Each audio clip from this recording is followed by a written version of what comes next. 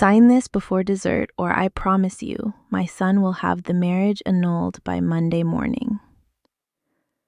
My mother-in-law's voice was quiet. That's the thing with Margaret Holloway. She never raised her voice. She didn't need to. She'd spent 40 years perfecting that particular brand of calm that makes you feel the floor drop out from under you. The kind of calm that reminds you how easily you can be replaced. I looked down at the document beside the cranberry sauce. A post-nuptial agreement. 14 pages drafted by Connecticut's most expensive family lawyer, designed to strip me of any jointly acquired assets should my husband and I ever divorce. It was printed on thick, cream-colored paper, the kind where one sheet costs more than most people's lunch. A pen had been placed beside it, like silverware, as if it were part of the place setting. My husband, Daniel, sat directly across from me. He studied his wine glass with the focused attention of a man who had decided the safest thing he could do tonight was become invisible. He hadn't looked at me. He hadn't looked at me since we'd driven through the wrought iron gates of his parents' estate 2 hours ago.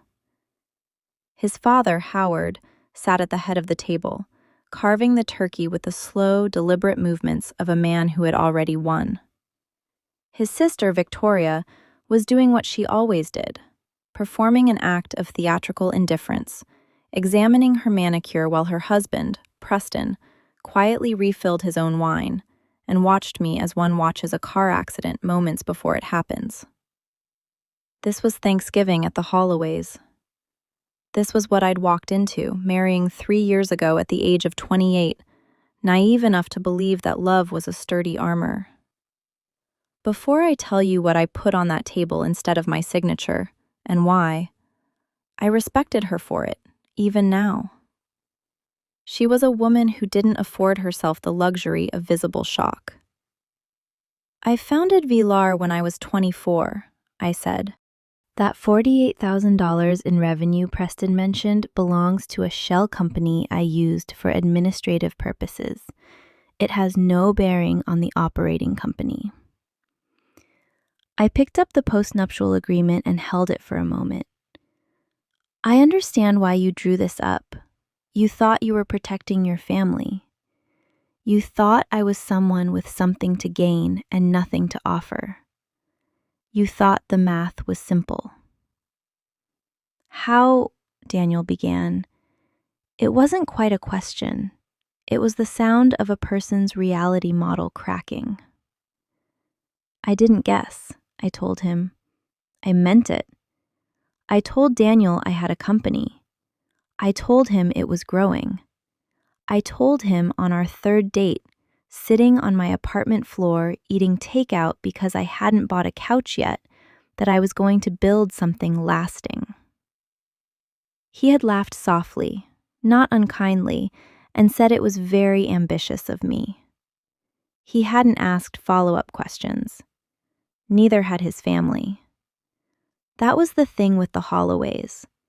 They looked at me and saw a category, and categories don't require investigation. So, Victoria began, you hid this to what? Make us look foolish? Prove a point? I hid nothing, I said. You never asked. A silence settled over the table like weather.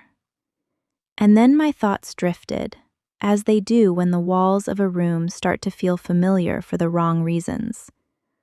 I was back 3 years, to a dinner party almost exactly like this, 2 weeks after Daniel and I got engaged.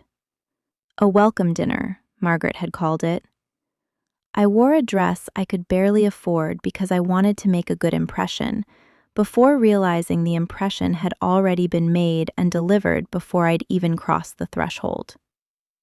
After dinner, while Daniel was in another room with his father, Margaret had taken me aside, into a room she called the library. And she'd sat opposite me in a high-backed chair and said, in that same quiet voice, I want to be honest with you because I believe honesty is a form of respect. Daniel is generous. He's always been that way. He loves easily and he trusts easily. And those are wonderful qualities in a person. There are also vulnerabilities. I need you to understand that this family will always protect itself.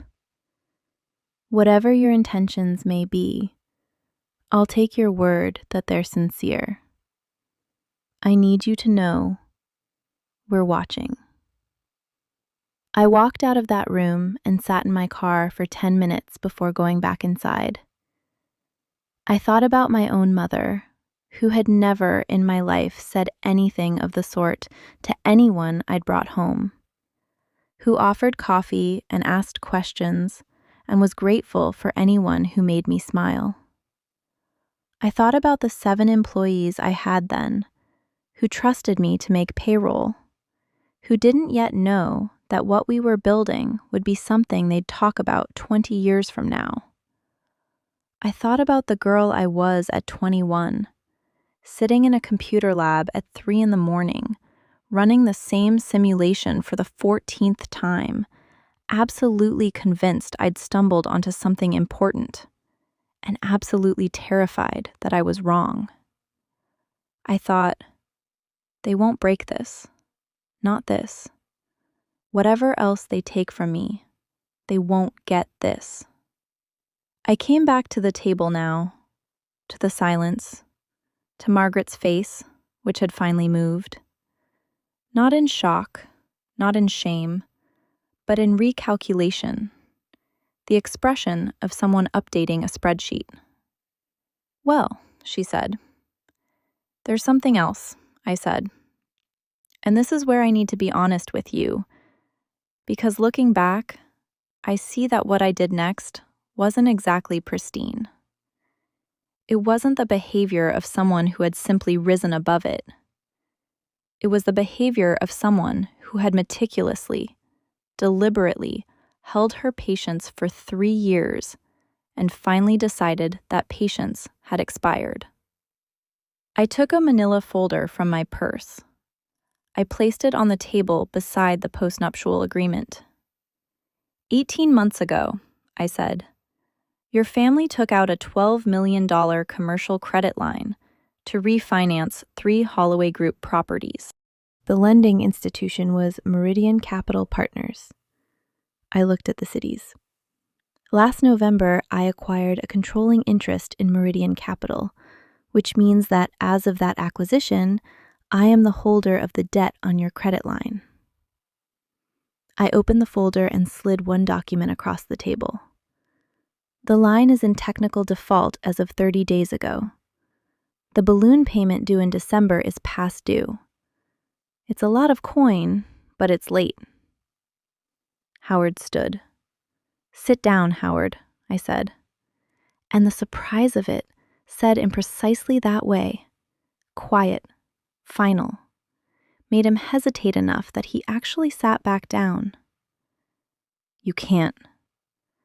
I'm not calling for immediate repayment, I said. I want that to be absolutely clear. I have no interest in destabilizing Holloway property. I have no interest in your business. I have documentation. And I want everyone at this table to understand what real math looks like. I looked at Preston. Since we're doing due diligence. Preston was utterly still. The account that was run through Trident Advisory, I said, turning to face him, received substantial non-public information regarding the timing of POS Pharma's FDA filing. The source of that information was a contact at Stryland Financial, acquired by a VAR subsidiary in September. Their internal communications are now subject to our regulatory compliance review. I let that hang. I forwarded the relevant files to the SEC whistleblower division 6 days ago. Victoria turned and looked at her husband. Preston opened his mouth. Nothing came out. I want to be clear, I said to the entire table. I did not arrange this evening. I did not stage this dinner. I did not orchestrate the coincidence of all of this. You invited me here. You placed that document next to the cranberry sauce. You chose tonight. I closed the folder. I just came prepared. Margaret stared at me for a long time. Her face did something I had never seen before. It worked. Visibly worked. "What do you want?" she finally asked. "I want my husband to look at me," I said. Daniel looked up. "I want you to understand," I told him. "I'm not doing this to hurt you. I'm doing this because for 3 years, I sat in this house and let your family define what I was worth to them. I stayed quiet because I thought if I just waited, if I was patient enough, things would become obvious on their own. I thought you would see. I thought they would see." I looked at him, unblinking. "That document they put in front of me tonight? Did you know about it?" He dropped his eyes. "Did you know about it?" "I was told it was a formality," he said quietly. "They said it was just to protect the family," I finished. "Yes," I'd heard. "Claire, I didn't think." "No," I said. "You didn't think." A sound came from the driveway, tires crunching on gravel, then the heavy thud of car doors. Margaret turned toward the window. Howard pushed back his chair. 2 beams of headlights swept across the private road. "That's the federal compliance group," I said. "They didn't come for dinner. I authorized a voluntary disclosure to the SEC 2 weeks ago concerning Trident. They asked me to be present for the initial interview of involved parties." I looked at Preston. "Is that you?" "This is insane," Victoria said. Her voice was high and tight. "You can't do this in someone's home." "Preston can speak with them here, or he can be compelled to appear at their office on Monday," I said. That was the arrangement. I pushed for the home option because I thought it would be less disruptive. "Please." Preston stared at the folder, as if it might move. "I want to say something," I said, standing. "I want to say it clearly, because I believe this is the most important thing that will happen at this table tonight." I looked at Margaret. "I hate you. I'm not doing this out of hate. I'm doing this because you handed me a 14-page document and a pen and told me to sign away my rights because you had already decided who I was. I sat here and let you finish your turkey and let you say every word you planned to say. Because I believe if you were going to do it, you should have been able to do it to the end, and I should have been able to respond to the end." "You've made your point," Howard said through clenched teeth. "I'm just getting started," I said. "The point is this. I've never hidden from you. You've never looked. That's the difference." 20 minutes later, 2 black SUVs blocked the driveway. Right where you are watching from, leave in the comments because this is a story about what happens when the people who underestimated you the most come face to face with what they never saw coming. Have you ever had to sit at a table full of people smiling at you while planning your demise? If so, stay with me, because tonight we're not just eating turkey. Margaret folded her hands on the tablecloth and looked at me with that particular expression she reserved for things that disappointed her. Contractors who missed deadlines, caterers who misunderstood portion sizes, and me. "Claire," she said, pronouncing my name as if it were a minor inconvenience. "You're a smart girl. I've always said that about you. You're smart enough to understand what this family represents. And the next time you sit down across from someone and decide who they are before they even open their mouth, I'd advise you to ask one more question before you print 14 pages on heavy cream stock." I picked up my bag. I looked at Daniel one last time. "I'll be at the Whitmore Hotel if you want to talk," I said. Really talk, not a Holloway-style conversation, a real one. I fastened my coat. "I'm still your wife. I'd like the chance to see if that means anything to us, regardless of all this. But that's your decision." I walked toward the door. Behind me, I heard the chime of the doorbell. I heard Howard move. I heard Margaret say something in a low, controlled voice that I didn't stop to decipher. I heard Victoria say Preston's name once, sharply, like a question that already knew its answer. I didn't stop. Outside, the November air was crisp and cold, the kind of cold that wakes you up, not punishes you. Gravel crunched loudly under my heels. I walked past the first black SUV. A man in a dark coat gave me a brief nod. I nodded back. My car was parked at the end of the circular driveway. I'd parked it there intentionally, nose toward the exit. As I sat down and turned the engine over, I paused for a moment, hands on the wheel, looking at the lights of the estate in the rearview mirror. The windows were bright and golden in the darkness. The house was vast and assured. This is what houses look like when they belong to one family for generations. My phone buzzed. A text from my CFO, Rachel. "All clear on the Meridian documentation. Also, Wall Street Journal wants comment on the Stryland story timing." I texted back, "Monday, and send flowers to the team. They've had a rough quarter." I thought about calling my mother. I'd call her tomorrow from somewhere quiet, and she'd say something that would make all of this smaller in the best possible way. She had a gift for making huge things manageable without diminishing them. I thought about Daniel. I remembered seeing him for the first time at a conference in San Francisco, before I knew who his family was. He'd spilled coffee on himself in the hotel lobby and immediately laughed, genuinely, without embarrassment.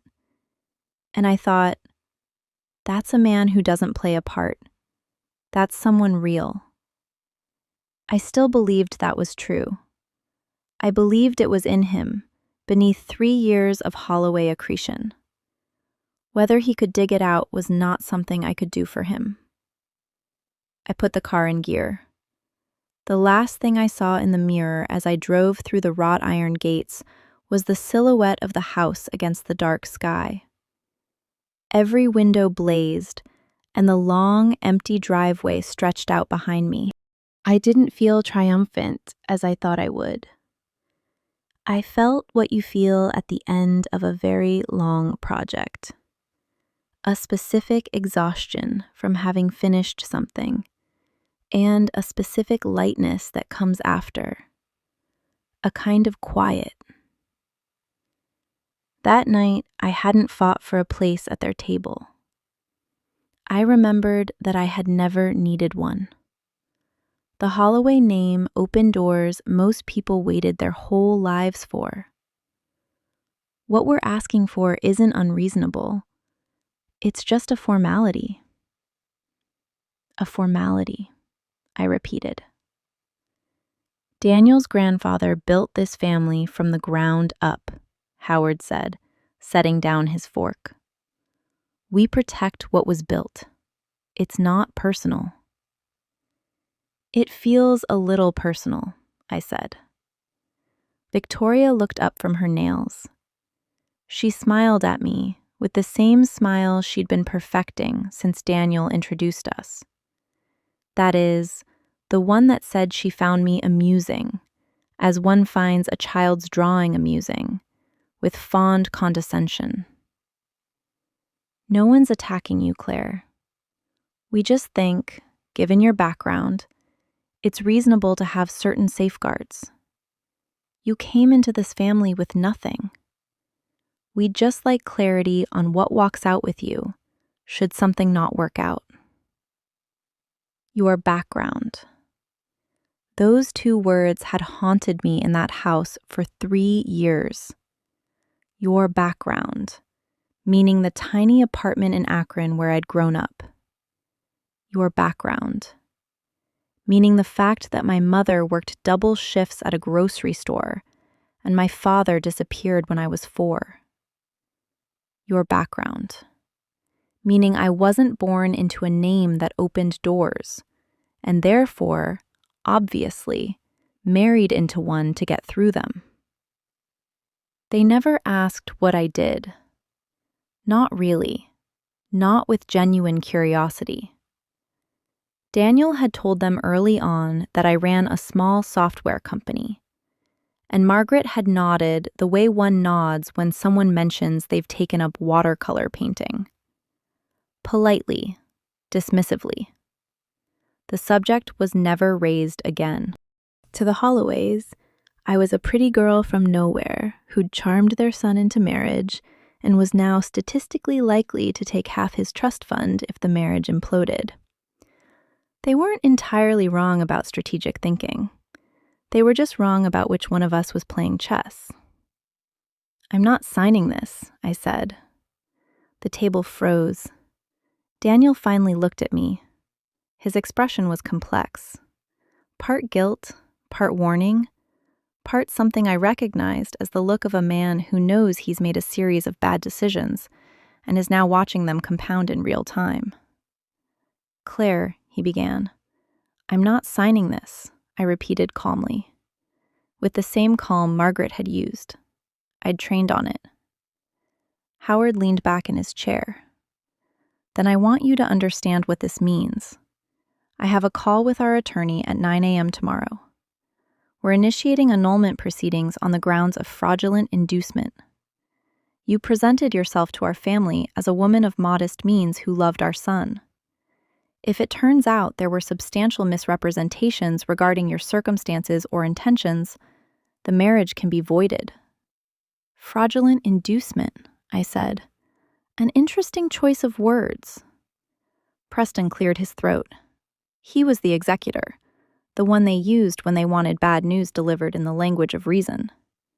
He'd barely made it through law school, something he mentioned the way other people mention their eye color, as context, as a baseline fact. "Claire, we've done due diligence. We know your company's last declared revenue. We know what it is. $48,000 last year." He paused. "We're not here to humiliate you. We're here to protect the family." I looked at Preston for a long time. He'd barely made it through law school. I knew that. I also knew he'd used Holloway family money to fund a private investment account, which I'd been tipped off to by Victoria.